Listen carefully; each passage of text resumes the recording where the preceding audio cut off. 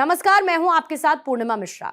हमारे खास प्रोग्राम क्या कहते हैं नरेंद्र मोदी में आज आपको सुनवाएंगे पीएम मोदी का वो ऐतिहासिक भाषण जो उन्होंने 18 सितंबर 2018 को उत्तर प्रदेश के वाराणसी में दिया। अपने भाषण में प्रधानमंत्री ने कहा कि सबका साथ सबका विकास के रास्ते पर चलते हुए काशी एक नए उत्साह के साथ, नए जोश के साथ अपना भविष्य तय कर रहा है और हमारा यह दायित्व है कि हम पूरे समर्पण के साथ बनारस में हो रहे परिवर्तन के इस संकल्प को और मजबूत करें, नई काशी, नए भारत के निर्माण में आगे बढ़कर अपना योगदान दें।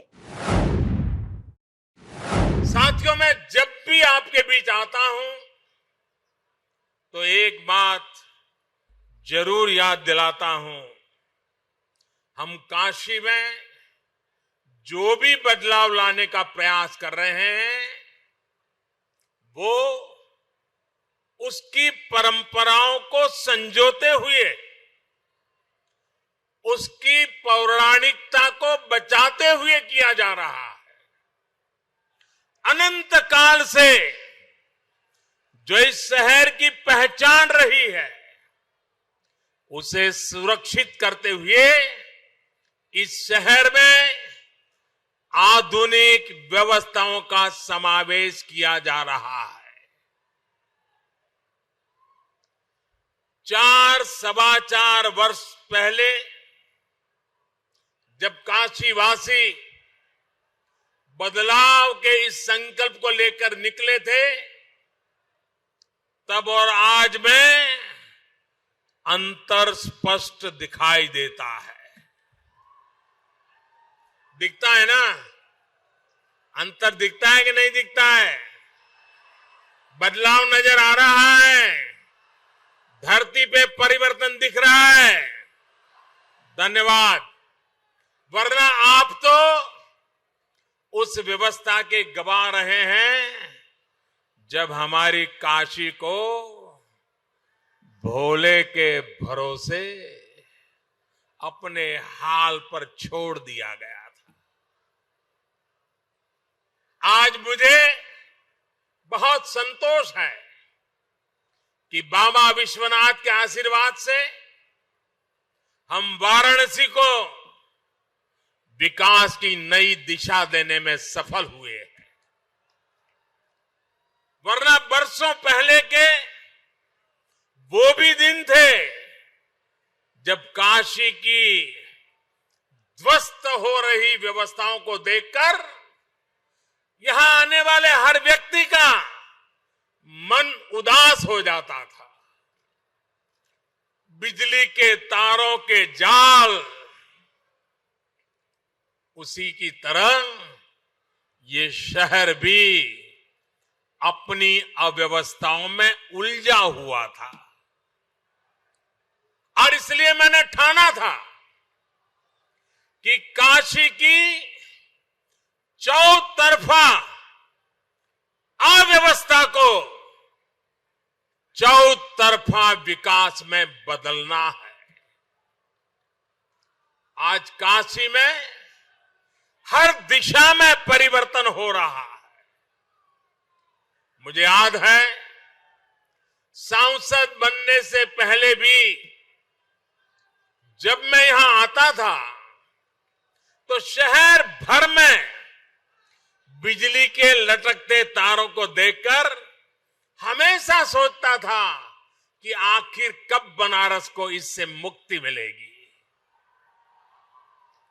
आज देखिए, शहर के एक बड़े हिस्से से लटकते हुए तार गायब हो गए हैं। बाकी जगहों पर भी इन तारों को जमीन के भीतर बिछाने का काम तेजी से जारी है। आज बिजलीकरण से जुड़े जिन 5 बड़े प्रोजेक्ट का लोकार्पण किया गया है उनमें पुरानी काशी को बिजली के लटकते तारों से मुक्ति का भी काम उसमें शामिल है।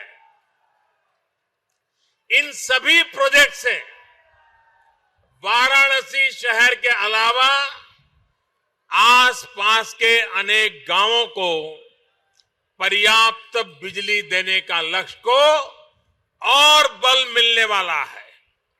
इसके अलावा आज एक और विद्युत उपकेंद्र का शिलान्यास भी किया गया है। जब ये तैयार हो जाएगा तो आसपास के बहुत बड़े क्षेत्र को कम वोल्टेज की समस्या से छुटकारा मिलेगा। साथियों, वाराणसी को पूर्वी भारत के गेटवे के तौर पर विकसित करने का भरसक प्रयास हो रहा है और इसलिए सरकार की प्राथमिकता वाराणसी को वर्ल्ड क्लास इंफ्रास्ट्रक्चर से जोड़ने की है। 21वीं सदी की आवश्यकता के अनुरूप ट्रांसपोर्ट हो, मेडिकल सुविधाएं हो, शिक्षा सुविधाएं हो, सभी का विकास किया जा रहा है। आज काशी एलईडी की रोशनी से जगमगा रही है। शहर की सड़कों उस पर रात में भी मां गंगा का प्रवाह सा दिखता है। एलईडी बल्ब से रोशनी तो हुई है, आप लोगों के बिजली के बिल में भी बहुत कमी आई है। वाराणसी नगर निगम ने एलईडी बल्ब लगने के बाद करोड़ों करोड़ों रुपयों की बचत की है। साथियों, 4 वर्ष पहले जो काशी आया था, वो जब आज काशी को देखता है तो उसे नई सड़कों का विस्तार होता हुआ दिखता है। बरसों से बनारस में रिंग रोड की चर्चा हो रही थी, लेकिन इसका काम फाइलों में दबा हुआ था। 2014 में सरकार बनने के बाद काशी में रिंग रोड की फाइल को फिर से निकाला गया, लेकिन यूपी में पहले की सरकार ने इस प्रोजेक्ट में गति नहीं आने दी। उनको चिंता हो रही थी कहीं ये काम हो गया तो मोदी का जय जयकार हो जाएगा, और इसलिए दबा करके बैठे थे। लेकिन जैसे ही आप सबने योगी जी की सरकार बनाई, सरकार बनने के बाद अब ये काम बहुत तेजी से पूरा किया जा रहा है। हरहुआ से गाजीपुर तक 4 लेन सड़क का काम लगभग पूरा होने को है। हरहुआ से राजा तालाब और चंदौली तक एक नए सर्किट को तैयार करने पर तेजी से काम चल रहा है। इस रास्ते में गंगा पर एक पुल भी बनाया जाएगा, जिससे बनारस में आने वाले बड़े ट्रकों की संख्या कम हो जाएगी। साथियों, काशी रिंग रोड के निर्माण से सिर्फ काशी नहीं, आसपास के अनेक जिलों को भी लाभ होने वाला है। बिहार, नेपाल, झारखंड, मध्य प्रदेश, वहां जाने के लिए यहां से निकल रही सड़कों का बहुत ही महत्व है। यही कारण है कि वाराणसी शहर के भीतर और वाराणसी को दूसरे राज्यों से जोड़ने वाली सड़कों को चौड़ा किया जा रहा है, उनको विस्तार दिया जा रहा है। वाराणसी हनुमना यानी national highway number 7, Varanasi Sultanpur मार्ग, वाराणसी गोरखपुर सेक्शन, वाराणसी हंडिया सड़क संपर्क भी हजारों करोड़ रुपए खर्च किए जा रहे हैं। भाइयों और बहनों, बनारस के भीतर भी हजारों करोड़ रुपए की अनेक सड़क परियोजनाएं चल रही है। महमूदगंज से मंडुआडीह आने जाने वालों को पहले कितनी दिक्कत होती थी, स्कूल आने जाने वाले बच्चों का किस प्रकार मुश्किलें झेलनी पड़ती थी, ये भी आपको याद कराने की जरूरत नहीं है। बरसों के इंतजार के बाद मंडुआडीह फ्लाईओवर का काम भी पूरा हो चुका है। वहीं गंगा नदी पर बने सामने घाट पुल के पूरा होने से रामनगर आना जाना और आसान हुआ है। शहर का अधूरा पुल जितना पुराना था, उतनी ही पुरानी उसे चौड़ा करने की मांग थी। कई दशकों से अधरा पुल को चौड़ा पुल करने का काम अटका हुआ था। इस काम को भी पूरा किया गया है। इसके अलावा भोजूबीर सिंधोरा मार्ग को चौड़ा करने का काम, शिवपुर फुलवरिया मार्ग को 4 लेन करने का काम, राजा तालाब पुलिस चौकी से जखीनी तक सड़क के चौड़ीकरण का काम हो, शहर के अलग अलग हिस्सों में आज तेज गति से काम चल रहा है। आस्था और पर्यटन की दृष्टि से अहम पंचकोसी मार्ग के विकास का कार्य भी तेज गति से चल रहा है।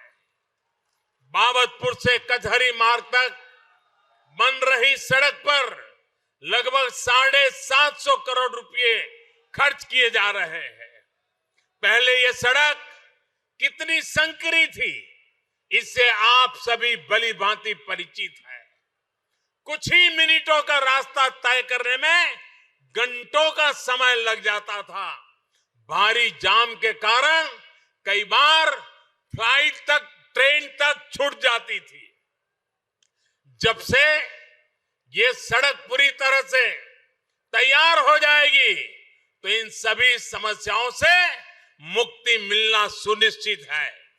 साथियों, वाराणसी में हो रहे विकास के गवाह यहां एयरपोर्ट पर आने वाले लोग भी बन रहे हैं।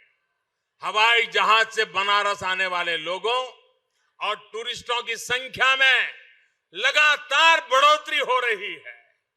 4 साल पहले जहां बाबतपुर एयरपोर्ट पर 8 लाख लोग आते जाते थे, अब ये आंकड़ा 21 लाख पहुंच गया है। स्मार्ट बनारस में स्मार्ट परिवर्तन हो, इसके लिए ट्रांसपोर्ट के हर तरीके को आधुनिक बनाने का काम हो रहा है। ट्रैफिक व्यवस्था को इंटीग्रेट किया जा रहा है ताकि किसी एक परिवहन व्यवस्था पर बोझ न पड़े। यहां बन रहा इंटीग्रेटेड कमांड और कंट्रोल सेंटर पूरे शहर के प्रशासन और पब्लिक सुविधाओं पर नियंत्रण करने वाला है। बनारस में तेजी से बन रही मल्टी मॉडल टर्मिनल का काम पूरा होने पर यह शहर ट्रांसपोर्ट और लॉजिस्टिक के बड़े हब के तौर पर भी उभरने वाला है। इससे सड़क, रेल और जल परिवहन तीनों ही कनेक्टिविटी बढ़ेगी, जिसका बड़ा लाभ यहां के व्यापार और उद्योग को मिलने वाला है।